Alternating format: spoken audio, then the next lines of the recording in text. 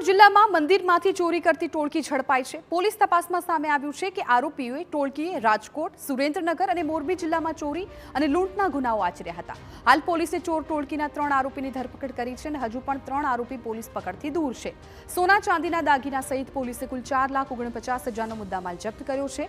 ચોર ટોળકીએ 25 જુલાઈ ગોંડલ તાલુકાના વાઘેશ્વર મહાદેવ મંદિરમાં મહંતને માર મારીને લૂંટ કરી હતી અને તેમની લાયસન્સવાળી બંદૂકની પણ ચોરી કરી હતી। આરોપીએ 20 ઓગસ્ટે કોટડા સાંઘાણી નજીકના રોકડિયા હનુમાન મંદિરમાં મહંત સાથે લૂંટ કરી હતી।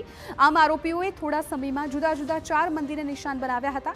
પોલીસ તપાસમાં સામે આવ્યું છે કે આરોપીઓ પહેલા હાઈવે પર આવેલા મંદિરની રેકી કરતા અને પછી જે મંદિરમાં મહંત એકલા હોય ત્યાં ચોરી અને લૂંટ કરતા। આ જે ટોળકી છે આમાં ટોટલ 6 સભ્યો છે। આમાંથી 3ને પકડવામાં અમને સફળતા મળી છે। એ 6ના 6 લોકો અહીંયાના રાજકોટના જ રહેવાસી છે। જે 3 આરોપીઓ પકડ્યા છે આમાં રાકેશ મનસુખભાઈ સોલંકી, બીજા છે વિજય મનસુખ સોલંકી, આ બંને સગા ભાઈઓ થાય છે, અને ત્રીજા છે રોનક ભટ્ટ। અને પછી એના જે 3 બીજા સભ્યો છે ટોળકીના એ પકડવાના બાકી છે।